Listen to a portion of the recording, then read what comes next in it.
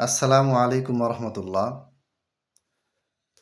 বেশ কয়েকজন দিনী ভাই একটি ভিডিও পাঠিয়েছেন। সেই ভিডিওতে দেখলাম যে দেওবন্দি ঘরানার রেজাউল করিম আবরার সাহেব তিনি সালাফিদেরকে খনন করতে গিয়ে আল্লাহ তাআলা সিফাতকে তাবিল করার ব্যাপারে ইবনে আব্বাস রাদিয়াল্লাহু তাআলা আনহু থেকে দলিল দিয়েছেন।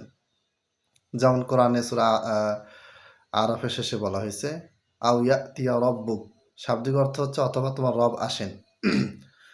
এখন আমাদের রব আসেন, কিভাবে আসেন, এটার ব্যাখ্যা কি, এটা তাবিল কি, এটা প্রমাণ করতে গিয়ে তিনি আবদুল্লাহ বিন আব্বাস রাদিয়াল্লাহু তাআলা আনহু থেকে একটি ব্যাখ্যা পেশ করেছেন। তিনি ব্যাখ্যাটি পেশ করেছেন তাফসিরে কুরতুবী ৭ম খণ্ড ১৪৪ পৃষ্ঠা থেকে। প্রকাশন বিভেদে খণ্ড এবং পৃষ্ঠা কম বেশি হতে পারে। এখন আবদুল্লাহ বিন আব্বাস থেকে বর্ণিত এই বক্তব্যটা সেটা কি, সেটা হচ্ছে আই আমরু রব্বিকা বিল কতলি আও গায়রিহি, অর্থাৎ তোমার রব আসবেন এর ব্যাখ্যা হচ্ছে আল্লাহ তাআলার পক্ষ থেকে কাফেরদের উপর শাস্তির যে আদেশ, সেই আদেশটা জারি হবে, সেই আদেশটা আসবে। এটা কে বলেছেন? ইবনে আব্বাস এবং দহাক একজন তাবেঈ।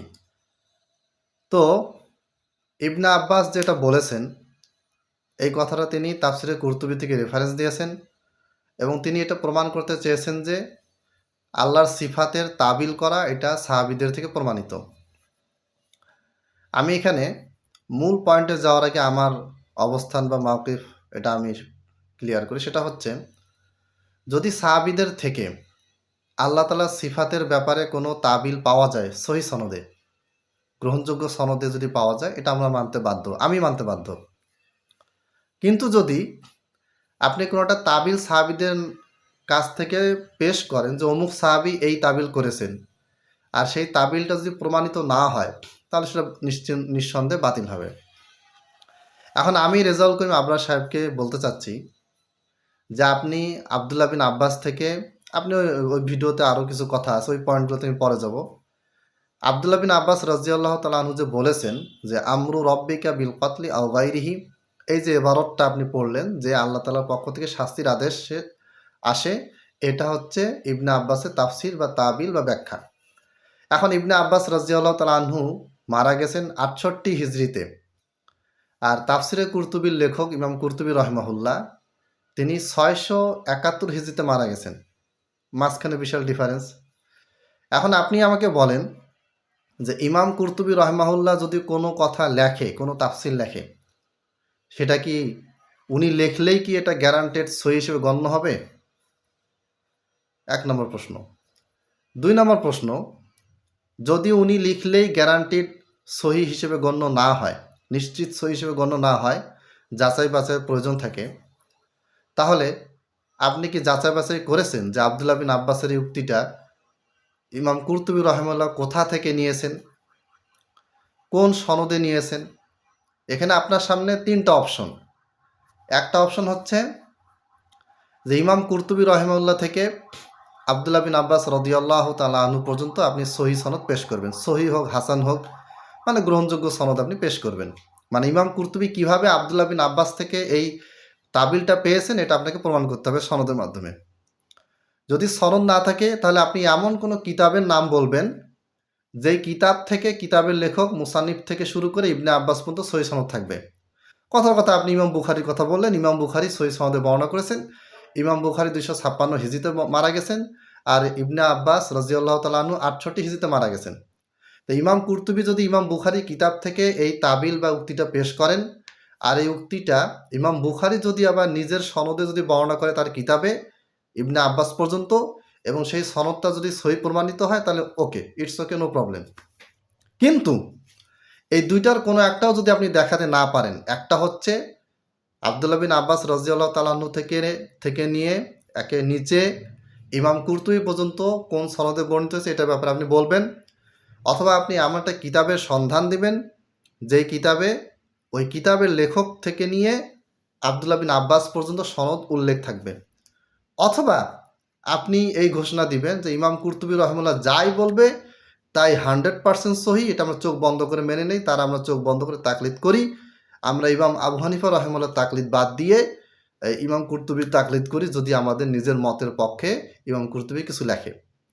অথবা চতুর্থ নাম্বারে আপনি বলবেন, এটা বলবেন না আমি জানি, যে আপনি স্বীকার করে নেবেন যে এটা একটা ভিত্তিহীন তাফসির, আব্দুল্লাহ বিন আব্বাস থেকে এটা প্রমাণিত না, জাস্ট কিতাবে আমি পাইছি লিখে দিছি।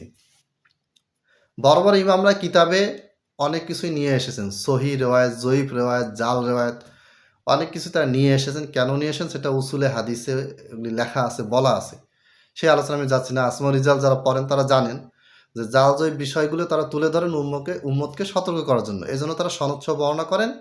আবার তারা উল্লেখও করে দেন কোনটা জয়ীফ কোনটা সহি, কেউ সরাসরি উল্লেখ করে দেন, কেউ আলাদা কিতাবে মূলনীতি উল্লেখ করে দেন, ওই সেগুলির মাধ্যমে যেন আমরা চেক করতে পারি যে এই রেওয়ায়তটা সহি না জয়ীফ।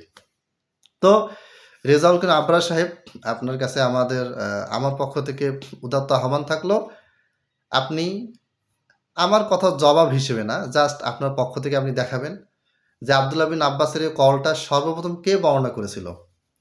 আব্দুল্লাহ বিন আব্বাস যদি নিজে কিতাব লিখে যদি সেখানে তার কথাটা বলেন, ইটস ওকে, ওই কিতাবটা দেখাবেন। অথবা আব্দুল্লাহ বিন আব্বাস থেকে তার 150-200 বছর পরে কোনো একজন ইমাম সহি সনদে এটা লিখেছেন, ওই কিতাবটা দেখাবেন, তাও কোনো প্রবলেম নাই। অথবা আব্দুল্লাহ বিন আব্বাস রাদিয়াল্লাহু তাআলা আনহু থেকে ওই তাবিলটা ইমাম কুরতুবি পর্যন্ত এই লম্বা যে ডিস্টেন্সটা আছে, এটা আপনি একটা সনদের মাধ্যমে এই ডিস্টেন্সটা কি করবেন, তফাৎটাকে আপনি মিটিয়ে দিবেন, সহি সনদের মাধ্যমে এটা পেশ করবেন। অথবা আপনি বলবেন যে ইমাম কুরতুবি যা বলবে তাই সহি, অথবা আপনি বলবেন যে ইমাম কুরতুবি যাই বলবে তাই সহি নয়, তবে আমার মতের পক্ষে গেলে সহি, এর কোনো একটা দিবেন। আপনি যদি বলেন আমি আপনার মাদ্রাসায় গিয়ে হলো সেই কিতাবটা দেখে আসবো যেখানে রেফারেন্স দলিল দেওয়া আছে, যদি আপনি দেখা না দেন, আপনি বড় মানুষ, আমরা ছোট মানুষ, তাহলে আপনার কোনো ছাত্র বা কোনো যে কাউকে বা মাদ্রাসার দারোয়ানকে আপনি দিয়ে যাবেন, আমি যাই দেখে আসবো যে কোন কিতাবে এই দলিলটা আছে, রেফারেন্সটা আছে, যেখানে বলা আছে যে আব্দুল্লাহ বিন আব্বাস এটা এই তাফসিরটা তাবিলটা করেছেন।